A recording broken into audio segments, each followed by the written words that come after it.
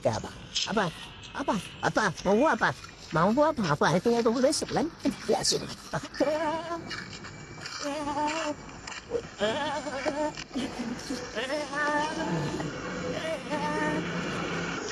Orang anak sekolah, mana ada juga kita makan. Iya, atau ada kalau orang sukses dulu nah, sama. Pas itu mungkin kalian merasa kayak, ih goblok banget kok bisa digituin. Nah guys, jujur saat itu kita udah capek banget untuk berdebat sama si orang sinting ini. Jadi kita terakhir bilang, oke, kamu buat aja sesuai standar SNI itu, sesuai konvensional septic tank yang kamu mau itu. Sisanya nanti kita tambah sendiri, beli sendiri si biotank itu. Habis itu pengawas mereka chat ke kita bahwasannya dia nanya biotank yang bakalan kita beli itu ukurannya berapa kali berapa, jadi mereka bisa gali sesuai size-nya.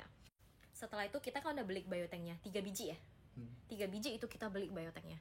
Kalian tahu dia bilang apa? Si orang sinting ini, mereka bilang bahwasannya mereka nggak bisa turunin si biotank itu ke galian tanahnya karena berat.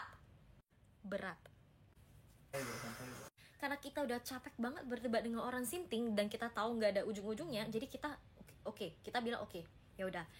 Pas di luar jam kerja, udah jam 6-an, kita nanya lah ke tukang-tukang ke sana, kita infoin ke mereka mau nggak bantuin turunin.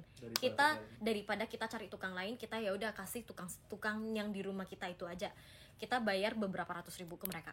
Udah tuh, mereka turunin tuh, ini bukti turuninnya. Besok paginya si pengawasnya datang. Si pengawasnya lapor sama si kon itu. Si kon itu marah-marah ke pengawas dia.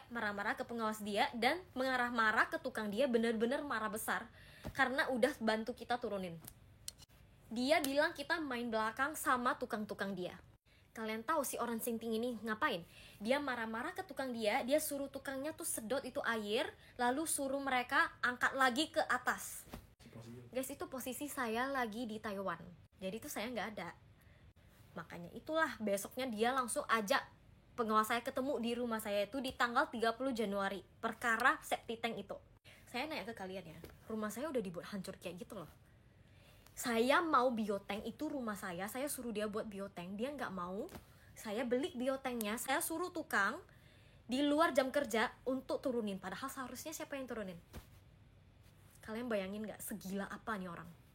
Kalian tahu nggak? Tanggal 31 Januari itu posisinya kita udah harus serah terima. Kontraknya kita tuh berakhir tanggal 31 Januari, 80% harus kelar. Kalau enggak, 1 kali 24 jam dia udah harus balikin uang itu. Dia berani-beraninya, udah rumah aku hancur banget. Posisi masih banyak yang belum dia kerjakan, kolam aku macam tai. Dia masih beraninya teriak kayak gitu.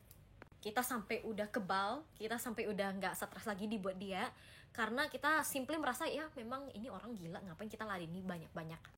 Habis itu tanggal 31 Januari mereka datang lagi dan ini udah next part deh. Intinya kronologinya kayak gitu, kenapa ini orang teriak-teriak kayak gini. Dan menurut aku sih seharusnya ya dengan dia udah buat rumah aku kayak gitu sih, seharusnya mereka makin baik-baikin kita ya, kayak jangan persulit lagi. Ini nggak tahu aku.